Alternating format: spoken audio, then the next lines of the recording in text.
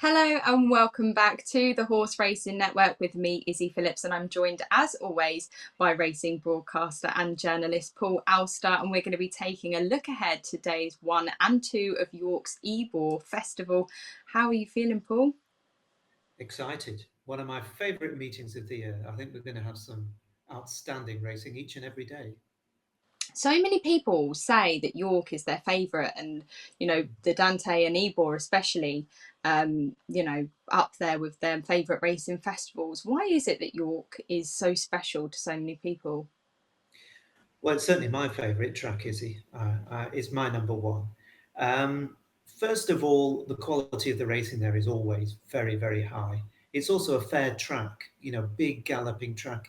Goodwood's wonderful, but you get all those undulations. I wrote a little bit about this in my last piece for the Horse Racing Network on our website.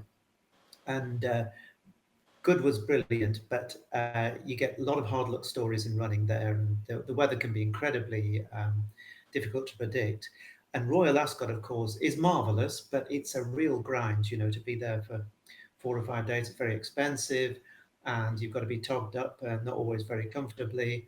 Just York's got all the great facilities, a fantastic crowd, brilliant atmosphere, and some of the best horses in the world racing. So it just adds up to the perfect racing experience, in my view. Well, the last time we spoke about the weather, we were actually speaking about Goodwood, and there was those rumoured thundery downpours, and That's they right. actually ended up coming to fruition, didn't they? I think we had one day where the going description at Goodwood was heavy ground, which was Yeah. absolutely insane. Although I would say, did it do a lot to the results? But a lot of the favourites did still manage to kind of grind it out, actually. So it didn't end up sort of causing too much havoc in terms of favouritism, but perhaps scuppered the chances of a few. One of them being Asphora, who we'll probably get on to speak about in our next preview for days Yeah. 3 and 4. But yeah, there was quite a few that ended up kind of really disliking the ground on that day, and quite a few hard luck stories. It doesn't look like we're going to get the same situation at York. The forecast for the whole festival is dry. Day 1 and 2 in particular, you're looking between sort of 19 and 20 degrees on both Wednesday and Thursday. Cloudier on Thursday than it is on Wednesday, so you're going to get that kind of beautiful sunshine coming through on Wednesday, which I'm sure will make York, with all the flowers and everything that they do there, look absolutely beautiful. So 2 reasonable days in terms of weather if you're going as well, which is nice. You're not going to get that situation like you did at Goodwood, where you've got all the poor ladies dressed up for Ladies' Day getting absolutely drowned. Um, What about the men? but Never mind the very ladies. little What chance about of rain. the men got soaked as well, is he? Not just the ladies. Well, they did, but the trainers, as I thought, they were amazing that they just did not care. Like, they were walking in with their horses, they Ah, just didn't care. What made me laugh was that when the wind picked up, there was a lady's hat that blew onto the track, and it was the Aidan O'Brien runner that actually tried to jump over the hat. Um, yeah. so hopefully none of that. Like you No. say, looks a lot more settled at York over the 4 days, and 2 nice days for the first 2 days that we're going to preview.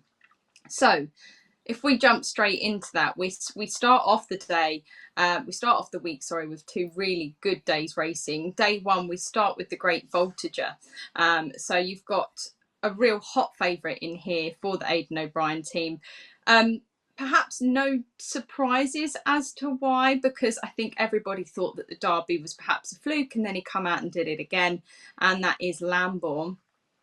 Quite a small field in here. You've got Karmas, Stay True, Arabian Force, Pride of Arras, Mount Kilimanjaro, and then Thrice in there as well. Do you fancy anything outside of the favourite, Hipple? I think that Karmas is going to give the favourite a race, but I've been trying to rack my brains, which takes me a lot longer these days than it used to. But I can't remember a Derby winner running in the Great Voltager. I mean, obviously, dual Group 1 winner, he's running in the Group 2. There's a reason for it, of course, because there are not many options over a mile and a half to get horses ready for the big end of season races like the Arc or, of course, the St. Leger. We don't know quite where Lambourn is going to go. He may even still have an entry in the Champion Stakes too. So he's already proven himself a very high class horse, a good winner of the Derby, and he followed it up in Ireland. And I think he'll be a very hard horse to beat, although this will be the fastest ground he has ever encountered. And one thing you can say about Karmas is that he goes on the fast ground because it was pretty quick at Ascot when he won the Queen's Vase. And the form of that race has worked out brilliantly because Further won, the horse that was second, won a nice race the other day. And of course, Scandinavia went on and won the Goodwood Cup, a Group 1. So that form is pretty hot. And Paddy Toomey, I think for him, this will be a huge chance for Karmas to get a big scalp. And you wonder whether, they're really going to ride Lamborn for all he's worth if the ground is a lot quicker than maybe they're suggesting. But I think it'd be a brave man that would bet against Lamborn. But I think Karmas will give him a race. One other word for the hugely disappointing Pride of Arras. Mm. You remember him, is he absolutely bolting up in the Yeah. Dante Stakes? He came with a terrific, but it was at York, so we know he likes the track. There are some horses just don't take to York, even though it's a flat galloping track, sometimes maybe a bit too quick for some. He's been beaten 50 lengths by Lamborn at Epsom and then 20 lengths by Lamborn at the Curragh. On the face of it, he doesn't have a Scoobies. He's really just, no chance. But coming back to York, maybe that'll spark him back to life. But Lamborn, a hard one to oppose. Yeah, I would agree. I agree with everything you've said with regards to Karmas as well. Paddy Toomey hasn't had a massive amount of runners, but the runners he has had in the past 14 days, he's had 8 and 3 of them have won. So really good race placement by him, and he comes into the Ebor Festival in really good form. So that's something to take note of as well. Obviously, Aidan O'Brien very rarely goes out of form. He's currently operating at around a 23% strike rate, I think. So nothing on his form to suggest that Lamborn will lose. I'd like to see Lamborn win because I think he's a horse that you could possibly call underrated. I think he's one of those ones that we all spoke about Delacroix and all that, but at the time Lamborn completely went under the radar. And he's gone and won 2 derbies, so it's just what he can do now. Like you say, I'm quite surprised to see him running in this. I thought he perhaps would have gone elsewhere, but like you say, perhaps the races and the ground and different things haven't allowed at the time. He has got some interesting entries. I would definitely, we all listen very closely to Aidan O'Brien in terms of any post-race interviews, but he has still got an entry in the St Leger. He's got an entry at the Curragh in the Irish St Leger as well, and in the Champion Stakes. So as someone who's going to Champions Day, I hope to see Lamborn turn up there, because I genuinely believe when we're looking at kind of like the horses of the season, whether he wins the Voltigeur or not, I think he's got to be up there to go and win 2 derbies. I think is probably one of the best performances we've seen. I mean, you've got horses like Field of Gold, who we've all hyped, but ultimately this list lad is the one that's been the most consistent. Yeah, I'd agree with that. I think you're absolutely right. I think it's because he isn't a flashy horse. He's a front runner who just galloped. He's a kind of horse like, older viewers will remember Slip Anchor, that type of a horse. And Reference Point, who used to go off in the front and just gallop the finish out of their rivals. Whereas, of course, Delacroix, who we'll come to shortly, is a horse who has a real turn of foot. So he excites people, as does Field of Gold. But Lamborn, he's like a professional, isn't he? He just goes out, he gets the job done, and then he goes home. And if he's still in form by the end of the season, come the Champions Weekend, which is getting late in the season, of course, it would be great to see him having a crack at the big race there. Yeah, absolutely. As you mentioned, we are going to be talking about Delacroix because Delacroix is running in the next race we're going to preview, which is the Juddmonte International. So this race is run over 1 mile, 2.5 furlongs. Again, quite a small field here. I think only 6 runners totally. Top of the market is John and Thady Gosden's Ombudsman. For the Godolphin team, you've then got Delacroix following up next. Dan and Daysile, See the Fire, Darries and Burr Castle. Obviously, Burr Castle perhaps does look to be in there as a pacemaker. I don't like to talk about pacemakers now after what Quirat did, but there we go. We've got he's quite well fancied, Ombudsman. I can't see past the first two personally. What about you? Well, I think it's going to be great to have the rematch. It's always brilliant when you get horses taking each other on more than once and testing the form. It was a brilliant race down at Sandown, wasn't it? With Delacroix and Ombudsman. How long ago was that? What, 6 or 7 weeks ago in the Eclipse? I think you'd have to say that given the way the race panned out, uh, Delacroix did particularly well to win because he was out of position, he had to switch, and he came home fast, where Ombudsman always had a clear run at things. Of the two, I'd be with Delacroix against Ombudsman because I can't imagine he's likely to get into as much trouble this time as he did at at Sandown. And of course, as a 3-year-old, you'd think he'd still be improving quite a bit, whereas Ombudsman, he's got this amazing rating of 127, which is a pound higher than Delacroix. He's got to give away the weight for age. I just think it'll be a great race between the two of them. But I've been going to York for so many years, Izzy. I actually, the first international stakes I saw, I think was in 1982 or 1983 when Hot Touch won for Jeff Ragg, a long time ago. And I've seen a number of them because I worked as a commentator at the track and as an SP returner as well. And of course, it doesn't always require a big field for a brilliant race. And a lot of people will recall the 2009 renewal, when, of course, we only had 4 runners, and See the Stars was up against 3 Aidan O'Brien runners and still managed to beat Master Craftsman. And then, of course, we had the great Frankel's victory when he stepped up to 1.25 miles for the first time and beat St Nicholas Abbey, and I think it was Celebration. So, this is a race that produces amazing excitement, not always with a lot of runners. And the fact that we've got this horse coming all the way from Japan, the Japanese Derby winner, down under Seal, a horse who loves fast ground. Most of his races have been on fast ground. One of the rare times he didn't encounter fast ground, he still managed to win, and that was the $5 million Dubai Shima Classic at Meydan. He hasn't run since then. He beat Kalandagan, who we know is very, very good. So this is a really high-class horse. He only has a pound or so to find with the other two. So I think we have to be very wary of him.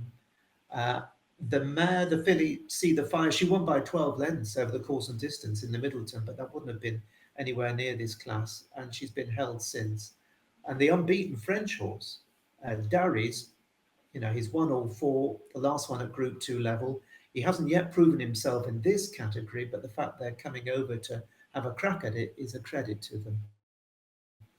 I Yeah, take absolutely. Delacroix. I take Delacroix, possibly to beat Done Under Seal with Ombudsman third. That will probably be my 1, 2, 3. I think because we look like we've potentially got a pacemaker in there this time, I think that obviously they're hoping that the race will be run to suit Ombudsman. So I can still see Ombudsman being there in the finish.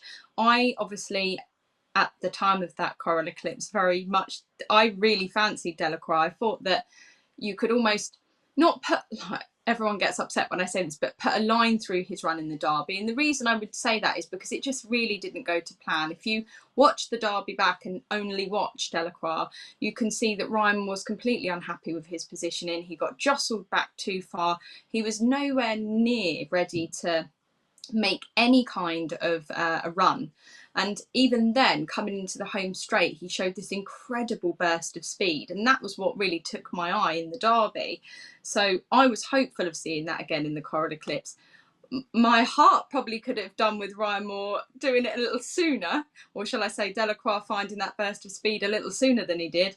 But I do think Delacroix has got a real turn of foot in the closing stages. And I think that, as you say, he's young, he's growing, that Ryan Moore's getting to know him more and more and more.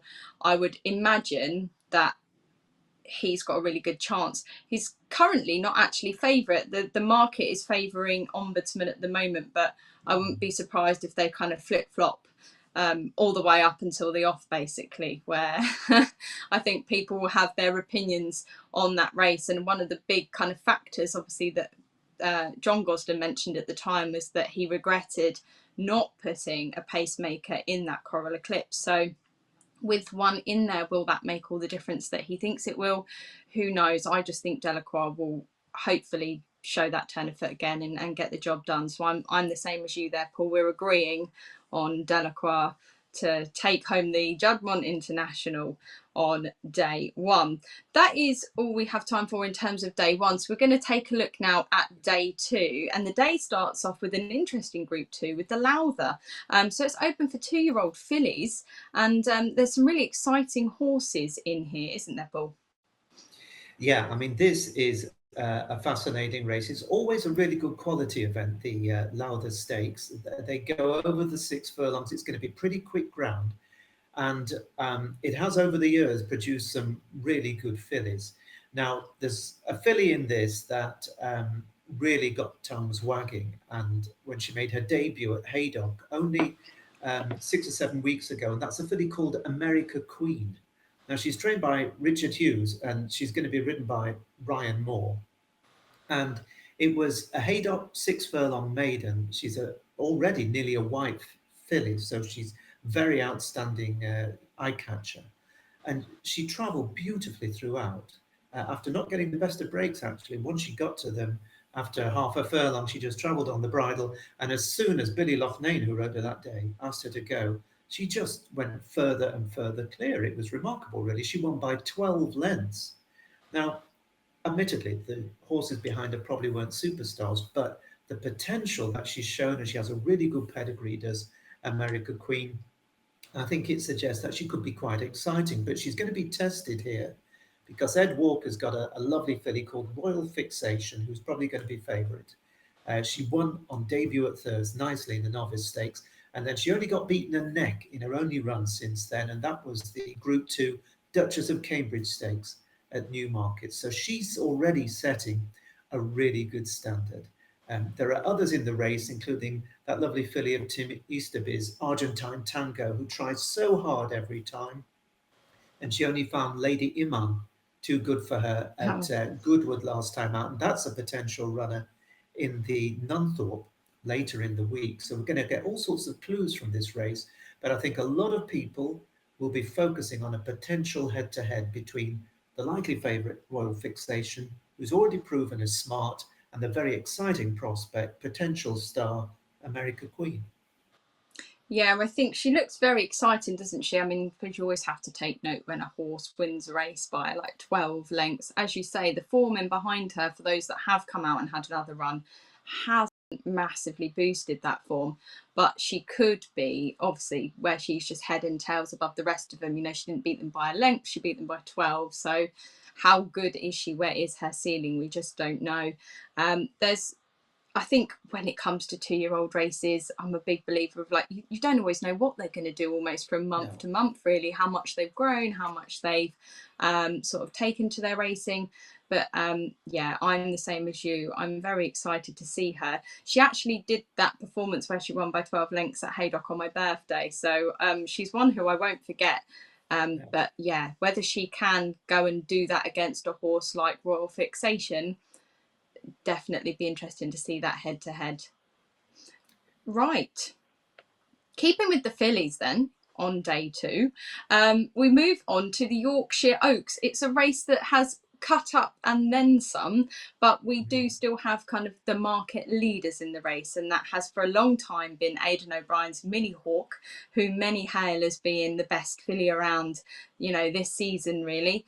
Well, was in there but has come out. But we do still have the beautiful Cheveley Park horse Estrange in here. She's almost white. She's absolutely stunning. She's done nothing wrong at all this season. She takes her place. She's thought to be the biggest danger to Mini Hawk by market suggestions. And then we also have in here Quilling Queen and a likely pacemaker in Garden of Eden. So what do you make of this race, Paul? Well, I think you've outlined it, perfectly well here, Izzy. We've just got the 4 runners. It's not going to be a good race. Minnie Hawk has already proved herself, rather like Lambourne, her stable companion. She's won 2 classics this season at a mile and a half at Epsom and the Curragh, the Oaks and the Irish Oaks, and she's shown a great attitude both times. Interesting that after she won at the Curragh, she went in there rated 117. she came out despite winning it on the same mark. So they probably felt she didn't have to improve to Mm. win when she beat We Might Take the Long Way. She was 11-2 on, so it was a weaker race, I think, than when she had to really fight to beat her stable companion Whirl at Epsom. The other question mark, and it's a question mark for both of the market principles here, is the ground, because Mm. neither really has tackled a trip like this on fast ground. And this could easily find one or both of them out.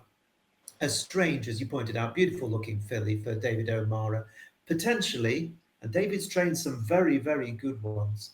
Um, this is strange could be really special for Cheveley Park, a homebred. You know, they breed such high quality stock at Cheveley Park. And this one, a Group 3 winner at Haydock in May, and then she won the Group 2 Lancashire Oak. She had to fight. She had to fight Mm. against Scenic, and she showed a really good attitude. So it's going to be great to see what she's made of going up against a better horse in Minnie Hawk. I think Killing Queen is going to do well to bustle them up, even though she was a Group 2 winner in France last time. She's got a lot of ground to make up on Minnie Hawk from Epsom. And Garden of Eden, a very nice filly. Remember, she did win at Royal Ascot. She's the Ribblesdale Stakes winner. And she didn't handle the soft ground at Dusseldorf. I'm not sure, actually, is it? This is the one thing I think is um, the one unknown in this race. Is Garden of Eden going to be a pacemaker, Mm. or as a proven Group 2 winner on fast ground over the trip, is she going to be ridden on her merits? You know, if Minnie Hawk doesn't let herself down on the ground, is Garden of Eden going to be the one to pick up the pieces? She's no slouch. She's the Ribblesdale Stakes winner. So, although the front two appear to be a little bit ahead of the rest, I wouldn't rule out Garden of Eden surprising and giving them both a race. Yeah, maybe more of just a second string than a pacemaker Yeah, then, with her yeah, kind of I think so. positioning in the race. Definitely. I think the only thing that obviously, like you say, potentially does go against Estrange is the fact that she's a 4-year-old. So Minnie Hawk is kind of getting weight there, which I think obviously makes what is probably an uphill task for Estrange even harder. Yeah, Um, but she is very good. I think one little bit of her form that stands out to me was when she was running against Danielle in November of 2024. Now, I know that's old form, but at the time, very much a lot of people felt that Danielle was going to be, you know, one of the best sort of fillies around. And then Danielle did have a break and come back the other day at Goodwood and actually ran very, very well, and perhaps did show that she retains a lot of that ability. So I do think that that's probably one of Estranger's best bits of form. Um, but I do think it is going to be an uphill struggle. I'd probably have a saver on Estrange because, you know, stranger things have happened in racing. But I think probably to try and find some form of value, maybe a straight forecast, Minnie Hawk and Estrange. I think, you know, it's perhaps not the best betting race, but it should be quite tactically an exciting race. Like you say, 4 runners doesn't always mean that it's going to be disappointing racing wise. Those tactical affairs can sometimes be some of the most interesting. I agree. And, you know, just looking again as I'm, chatting with you here, the question of the ground, I think, could really see, I think, a run of money for Garden of Eden, because there's no doubt about it that she has the form on the ground over the trip. And I know that Estrange's only outing on fast ground was the only one she ran badly when she was seventh at the Yarmouth in a listed race last year. And then she beat Danielle on the soft. And Minnie Hawk has won on good to soft and good ground. But the fast ground is a slight question mark. And I just wonder if Garden of Eden is going to do a little bit better than many people wonder. But if you had to have one run for your life, I think you'd have to stick with the dual classic winner. But she's not at the kind of odds that you and I can afford to bet at. You know, sort of 2 to 5, 4 to 11. Yeah, you're sort of buying money at that price, really, aren't you? Is what you're sort of hoping to do. So, yeah, interesting. We've got a good few selections there. I think maybe a highlight with Delacroix. I know we'll have a close eye on him on day 1 and 2, but that is all we have time for. We are going to be back previewing days 3 and 4. Don't forget to tune in for that as well.